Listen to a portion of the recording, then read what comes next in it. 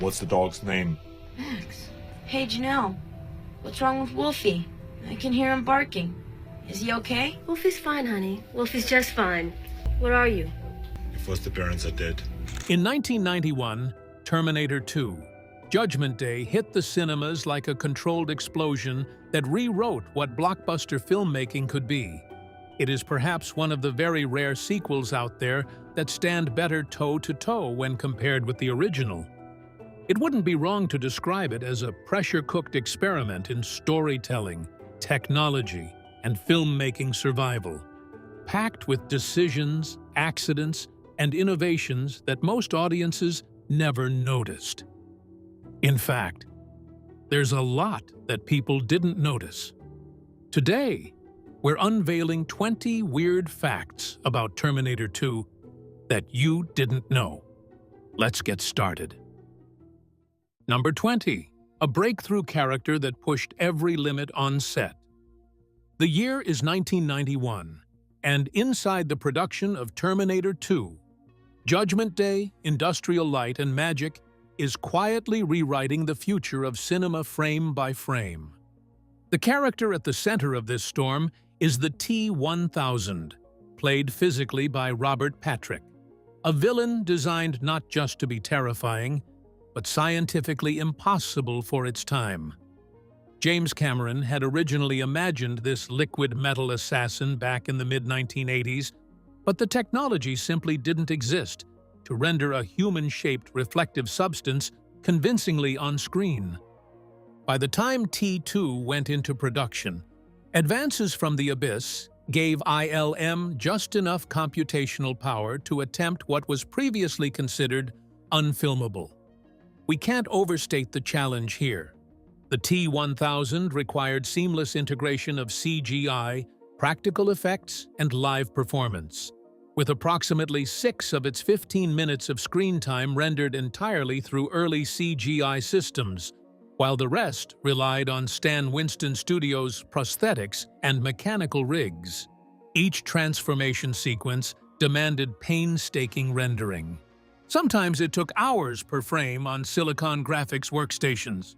At the same time, Robert Patrick studied predators such as sharks and eagles, consciously removing emotional expression from his face. He practiced sprinting at full speed while maintaining a perfectly steady upper body, and even controlled his breathing to avoid visible exhaustion. The result was unsettling. T-1000 looked human enough, but behaviorally, it was anything but. Number 19. What started as one film exploded into something much bigger. Before Terminator 2 ever reached the cameras, it nearly didn't exist at all. The rights to the franchise were tangled in one of Hollywood's most unusual ownership battles. Following James Cameron's divorce from producer Gail Ann Hurd in 1989, she obtained a significant share of the Terminator rights for just $1 as part of their settlement arrangement, while other portions were held by Hemdale Film Corporation and Cameron himself. The situation became paralyzed, with competing interests and legal friction. However, by 1990, the rights were purchased and reorganized through Carolco Pictures in a deal that escalated to roughly $17 million. Arnold Schwarzenegger, who had become a global action icon by that point, played an unexpected role in breaking the deadlock. Knowing that Cameron was the only director capable of continuing the story, he personally encouraged Carolco to secure the rights and bring Cameron back on board. The studio agreed, and Cameron was given a compressed timeline. Deliver a script in roughly 7 weeks, or lose creative control entirely.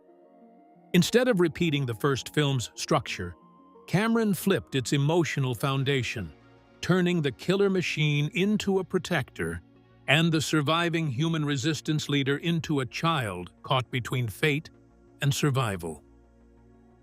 Number 18. Lost footage turned into a global fan hunt mystery. After Terminator 2 hit theaters in 1991, audiences thought they had seen the full story. They hadn't. Early home video releases and later special editions revealed that large portions of filmed material were removed during editing to maintain pacing and theatrical runtime constraints. Among the most famous was a deleted dream sequence featuring Michael Biehn returning as Kyle Reese. In this scene, Sarah Connor receives a vision of Reese urging her to protect John, reinforcing the psychological weight of her mission. It was fully filmed but ultimately cut because Cameron felt its emotional information overlapped with existing dialogue and slowed narrative momentum. Other deleted material included expanded Cyberdyne sequences, alternative character beats for Miles Dyson's family, and even extended T-1000 malfunction footage following damage at the steel mill. According to production notes and later interviews, Cameron's editing philosophy prioritized narrative speed over emotional redundancy, even when scenes were well executed. Number 17. An unusual advantage hidden in the preparation process. When Terminator 2: Judgment Day entered production, James Cameron deliberately limited the filming week to 5 days instead of the standard 6. On paper, it looked like a scheduling restriction. In reality, it became a hidden strategic weapon. This structure allowed Cameron to spend weekends editing footage in real time while shooting was still ongoing. This was an almost unheard-of workflow for a film of this scale. Instead of waiting for principal photography to finish, he was actively shaping narrative structure while scenes were still being captured. Editors Conrad Buff IV, Mark Goldblatt, and Richard A. Harris were cutting sequences while Cameron adjusted future shots based on what was already working. This created a feedback loop where production and post-production merged into a single evolving system. The advantage became critical during complex sequences like the Cyberdyne infiltration and the final steel mill confrontation. Visual effects required integration of live action, animatronics from Stan Winston's team, and early CG from Industrial Light and Magic. Because Cameron was reviewing material weekly, he could immediately identify which effects needed reshoots or refinement. In one instance, helicopter stunt coordination over the LA River required multiple revisions after initial footage was reviewed mid-production. This method also helped manage Arnold Schwarzenegger's performance of the T-800, which required subtle emotional evolution despite the character's limited dialogue. By reviewing footage early, Cameron could fine-tune Arnold's physical acting cues, such as slight head tilts, timing of movement, and mechanical pauses, ensuring the machine's gradual humanization felt consistent across months of filming. This was a live adaptation. Number 16. A seemingly small deal triggered a massive production delay. Remember the legal saga over the rights to the franchise? Well, you see, by the late 1980s, Hemdale was financially collapsing, but still held a crucial 50% stake in the franchise. This created a stalemate where no sequel could proceed without unanimous agreement. James Cameron had no interest in working under Hemdale's control again due to previous disputes during the first film's production. The breakthrough came from an unexpected source: Arnold Schwarzenegger. While working on Total Recall in 1990, Arnold learned that Cameron still intended to make a sequel if the rights situation could be resolved. He approached Carolco Pictures executives Mario Kassar and Andrew G. Vajna, encouraging them to acquire the rights outright. Carolco agreed and entered negotiations with Hemdale. The deal escalated into one of the most expensive rights acquisitions in Hollywood at the time. Carolco purchased Hemdale's stake for approximately $10 million, while Gail Ann Hurd's portion was secured for about $5 million.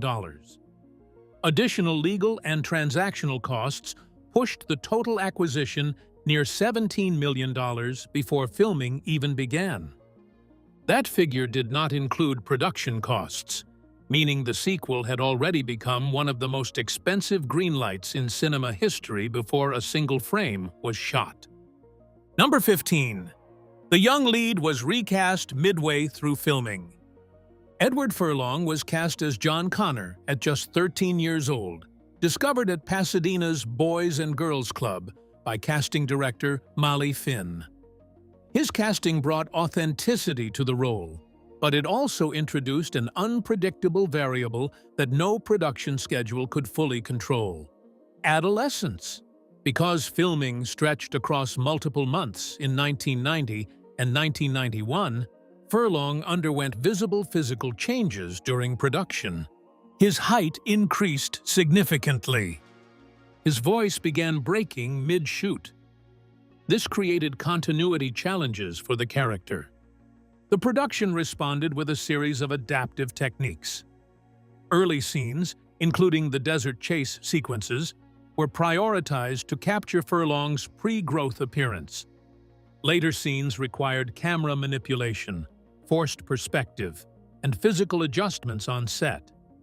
In some shots, he was positioned in lowered ground sections or standing platforms that were concealed to maintain height consistency with Linda Hamilton.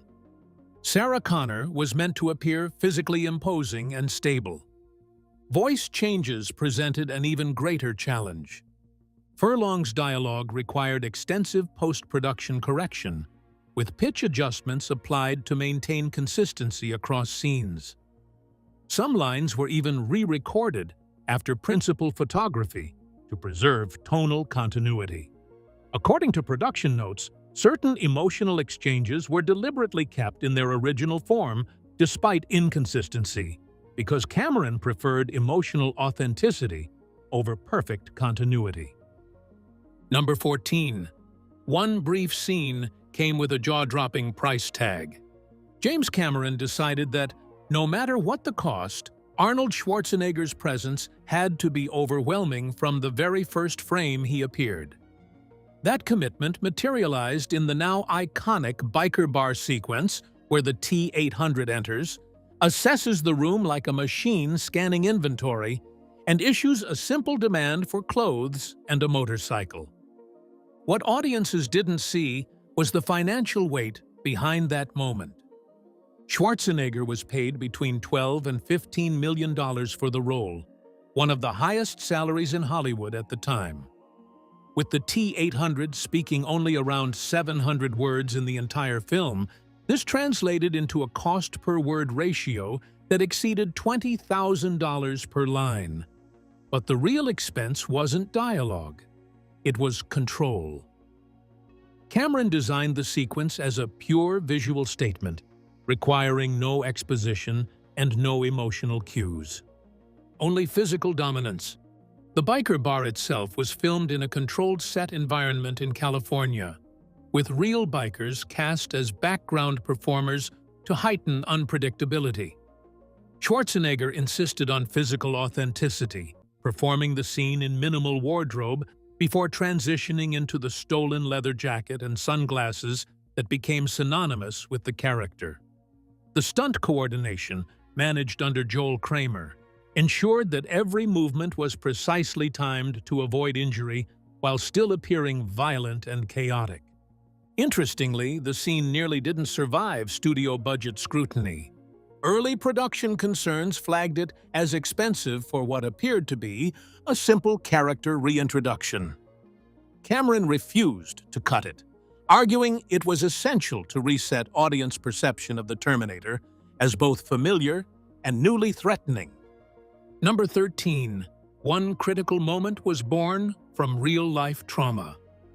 A few moments in Terminator 2 carry the emotional weight of Miles Dyson's final sequence, and almost none of it was originally scripted with that level of realism.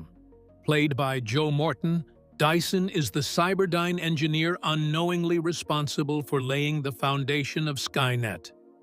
His death scene, shot during a SWAT raid on his home laboratory, was not just a narrative turning point, but a performance shaped by genuine physical trauma. During production, Morton revealed to James Cameron that he had previously suffered a collapsed lung following a serious car accident years earlier. When discussing how Dyson should die after being shot and mortally wounded, Morton described the sensation of struggling to breathe through damaged lung capacity.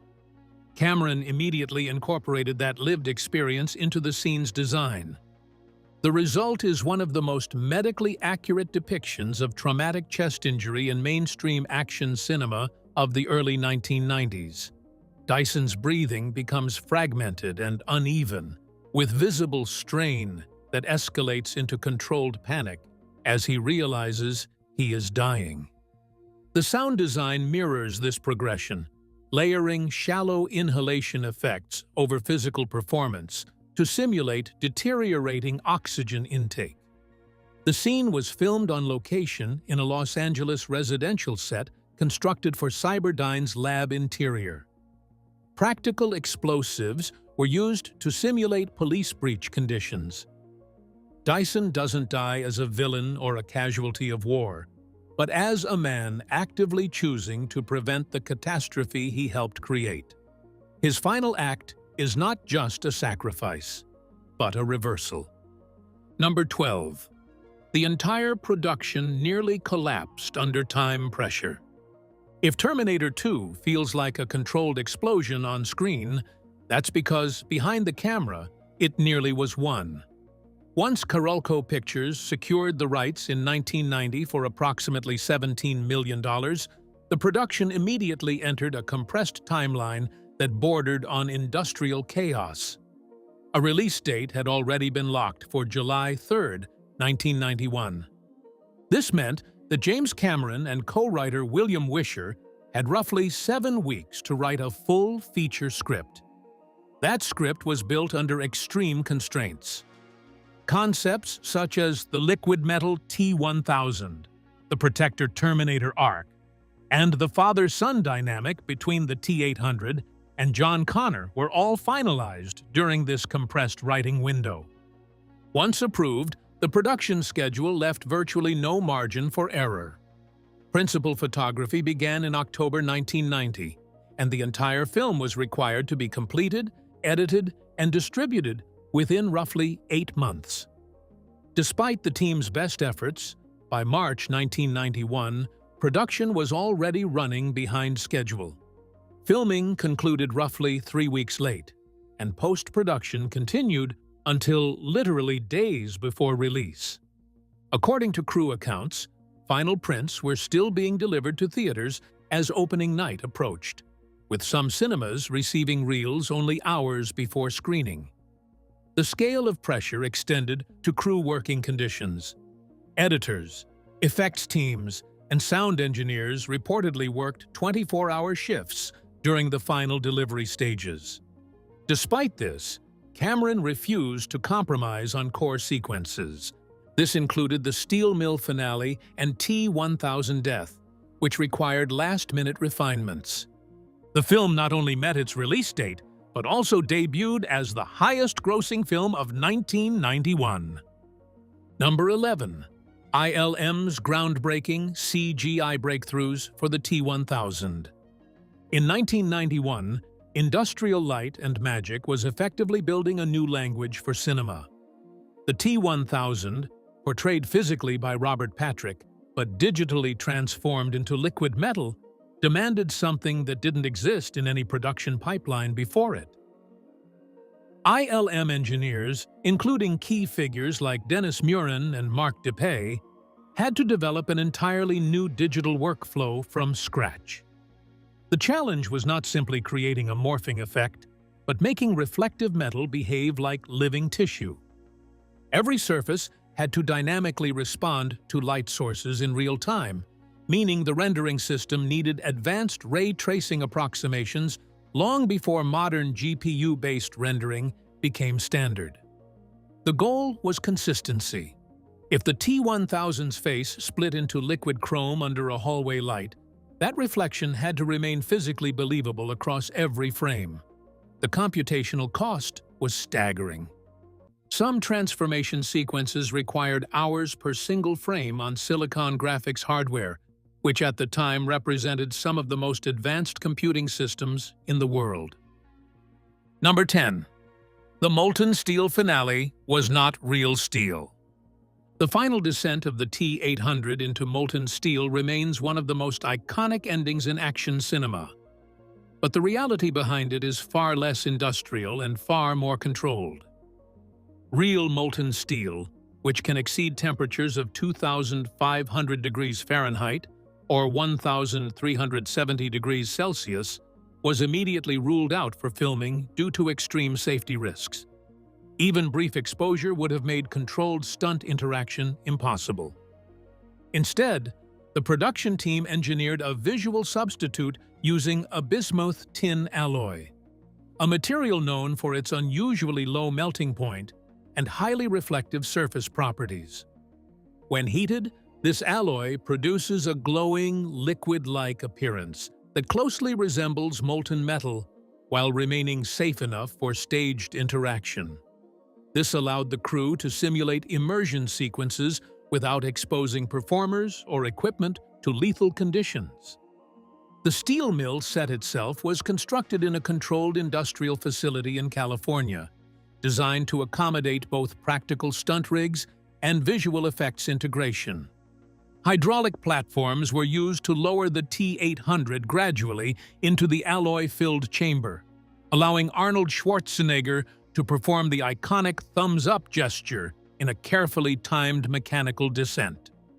Visual effects teams then enhanced the sequence with additional glow diffusion and heat distortion effects to amplify realism. The reflective surfaces were adjusted frame by frame to maintain consistency with surrounding lighting conditions, ensuring that the illusion of industrial heat remained believable from multiple camera angles. Number 9. Linda Hamilton's psychological transformation for Sarah Connor. When Linda Hamilton returned as Sarah Connor in Terminator 2, the character had fundamentally changed from the first film's vulnerable survivor. That transformation was physically and psychologically constructed over months of preparation that blurred the line between performance and lived experience. Hamilton underwent intense physical training with former Israeli military instructor and weapons specialist Anthony Cortez. Her regimen included approximately 3 hours of training per day, 6 days a week, focusing on weapons handling, tactical movement, and endurance. The result was a physique that reflected functional combat readiness. But the more unusual shift was psychological. During production, Hamilton deliberately isolated herself from normal social routines to maintain Sarah Connor's mental state. She avoided unnecessary social interaction, maintained controlled speech patterns between takes, and stayed in a heightened state of alertness even off-camera. This psychological framing directly influenced how Sarah Connor appears on screen. Her movements are anticipatory. She scans environments before acting, reacts before speaking, and maintains constant tension even in moments of relative safety. This reflects a character who has lived with the expectation of global annihilation for years. The performance also benefited from environmental reinforcement. Much of Sarah's hospital and escape sequences were shot in confined, sterile environments designed to amplify psychological pressure. Combined with Hamilton's physical and emotional preparation, the result is a portrayal of Sarah Connor, who is surviving it in real time. Number 8.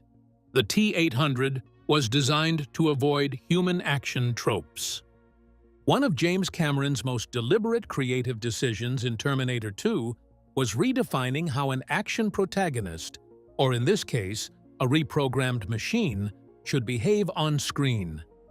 The T-800, once a relentless killer in the 1984 film, was redesigned in its behavioral logic to avoid traditional human action tropes entirely. The T-800 does not hesitate for dramatic effect and does not waste movement. Every action is executed with mechanical precision. The character's combat behavior was also structured around efficiency rather than flair. When engaging targets, the T-800 prioritizes neutralization of threat over dramatic confrontation. Even small details reinforce this design philosophy. The T-800's speech patterns remain flat and literal, avoiding metaphor or improvisation unless explicitly learned from John Connor. This gradual adaptation shows how a machine begins to incorporate human behavioral fragments without losing its core operational logic. Cameron's direction ensured that every physical movement reinforced this idea. Moving on.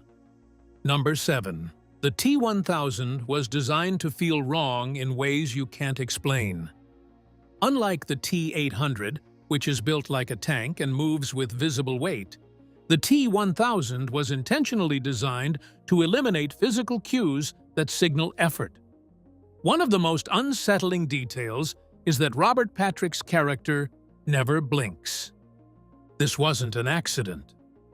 Cameron specifically directed Patrick to suppress natural blinking reflexes in close-up shots, especially during the Galleria Mall chase, creating a stare that feels less like a person looking and more like something scanning. Then there's the running. Patrick practiced running at full speed while keeping his torso unnaturally steady, almost gliding forward with minimal vertical movement. The result is subtle but deeply unsettling. The T-1000 doesn't look fast because it's trying. It looks fast because it doesn't need to try at all.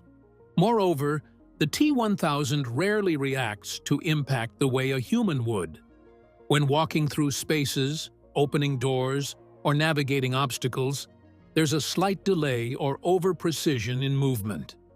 That effect was reinforced on set by having Patrick rehearse movements in exact spatial patterns, hitting marks with near-mechanical consistency.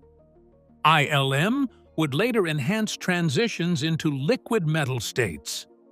That's why the T-1000 still feels unsettling decades later. Number 6. A major sequence was shockingly rooted in real science. Remember that haunting scene? A playground in suburban Los Angeles. Children playing under an ordinary California sky. Then, the nuclear flash, the shock wave, and the incineration of the city. This was not just cinematic imagination. Cameron and his effects team consulted nuclear weapons advisors and defense analysts familiar with blast modeling.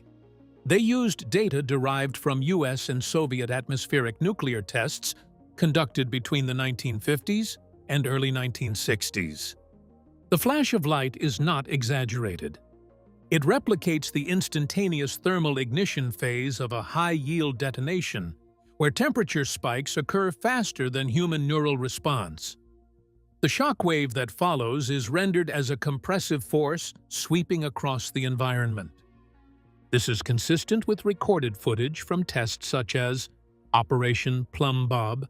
Even the destruction of human figures in the scene was grounded in documented scientific modeling of thermal exposure thresholds. The haunting image of skeletons frozen against playground equipment was not invented for shock. It was extrapolated from forensic reconstructions of nuclear test casualties. Number 5. The sequel quietly cemented a cult-level legacy. When Terminator 2 was released on July 3, 1991, it reshaped expectations for what a sequel could be. Opening at approximately $31 million in its first weekend in North America, the film quickly accelerated into a global box office phenomenon, eventually grossing over $520 million worldwide, making it the highest-grossing film of that year. But financial success only tells part of the story. Unlike most blockbusters of its era, Terminator 2 didn't fade after theatrical release. It migrated into cable television rotation, VHS collections, arcade machines, theme parks, and early console gaming systems. Universal Studios later expanded the franchise into the live attraction T2 3D, Battle Across Time, which opened in 1996. Directed by James Cameron himself, it featured returning performances from Arnold Schwarzenegger, Linda Hamilton, Edward Furlong, and Robert Patrick. The attraction combined live stunt work with 3D film sequences, effectively turning the movie into an interactive continuation rather than a static property. The film also won 4 Academy Awards in 1992: Best Visual Effects, Best Sound, Best Sound Editing, and Best Makeup. Industry analysts later identified it as a turning point in CGI integration, marking one of the first mainstream films where digital effects were not supplementary but structurally essential to storytelling. By 2023, the Library of Congress added Terminator 2 to the National Film Registry, classifying it as culturally, historically, or aesthetically significant. Number 4. A high-risk action sequence was pulled off for real. One of the most physically dangerous sequences in Terminator 2 takes place in the Los Angeles River Basin during the extended chase involving John Connor, the T-800, and the T-1000 driving a heavy-duty Freightliner truck. The stunt was coordinated by Joel Kramer, with second unit direction from Adam Greenberg's team. The production constructed a hidden ramp behind a false concrete wall in the river channel, allowing a real semi-truck to accelerate at full speed before plunging approximately 30 feet into the basin. The truck's descent was not CGI-enhanced. It was real physics, captured using multiple camera rigs positioned across the riverbed. Timing constraints made the sequence even more volatile. The filming permit allowed only a single morning window, with a hard cutoff at noon. Any failure would have resulted in a complete rescheduling, costing hundreds of thousands of dollars in downtime and logistics. On the first attempt, the truck failed to align correctly with the ramp system.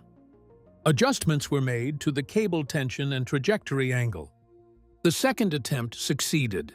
Simultaneously, the production had to coordinate a helicopter flying under a 20-foot freeway overpass during the chase.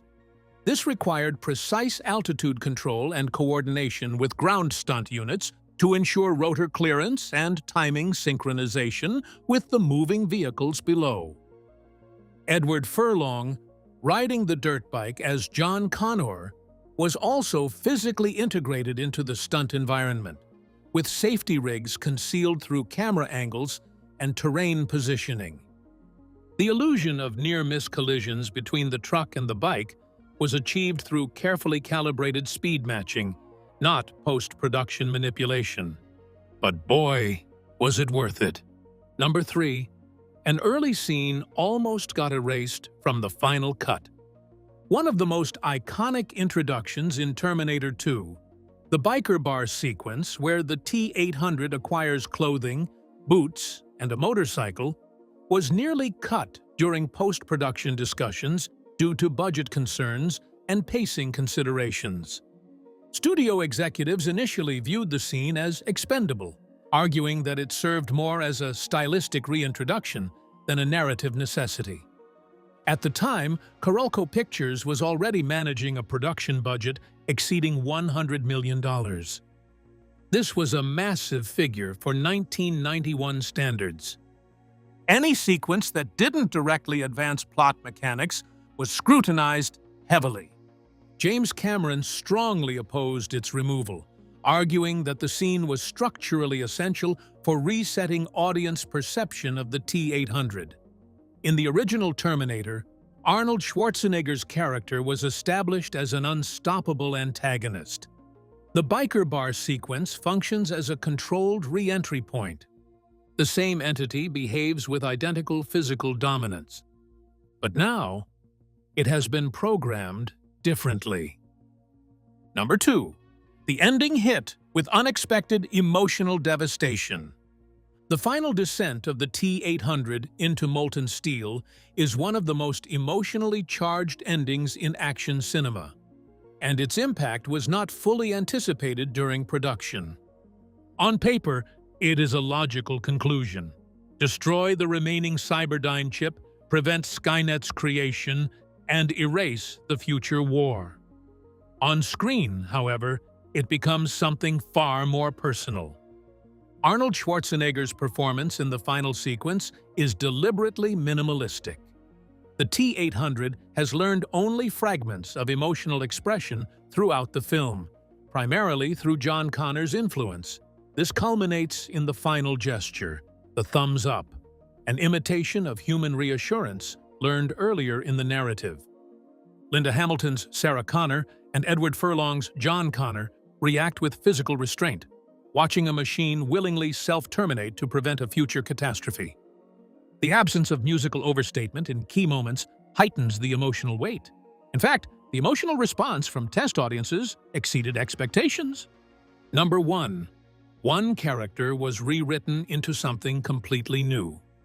The T-800, originally designed in the Terminator as a relentless killing machine, was completely redefined into a protective figure. This shift was not a minor adjustment. It required rewriting the core behavioral logic of the character. Instead of being driven by elimination protocols, the T-800 is reprogrammed to prioritize the protection of John Connor at all costs. James Cameron has described this transformation as turning the Terminator into a learning system, where human interaction gradually modifies machine output. This is why John Connor becomes central not just as a target or survivor, but as a behavioral influence. The machine learns slang, humor, restraint, and eventually symbolic emotional expression. Arnold Schwarzenegger's performance reflects this transition through incremental shifts rather than sudden change. Early scenes show rigid mechanical behavior. Later sequences demonstrate adaptive responses, particularly in interactions with John, where the T-800 begins to interpret human instruction as operational logic. This rewriting of character identity had broader implications for action cinema. It demonstrated that an antagonist from one film could be re-engineered into a protagonist without losing continuity, as long as behavioral logic remained internally consistent. This conceptual shift is what ultimately defines Terminator 2. In fact, if one watches the sequel first, one would assume that the T-800 was always meant to be a protector and not an executioner. Well, that's it for now. Thanks for watching. Did you like this video? If you did, please consider liking, dropping a comment, and hitting the subscribe button so that you don't miss out on our new uploads. Also, don't miss this video you see on your screen right now. It's truly unbelievable.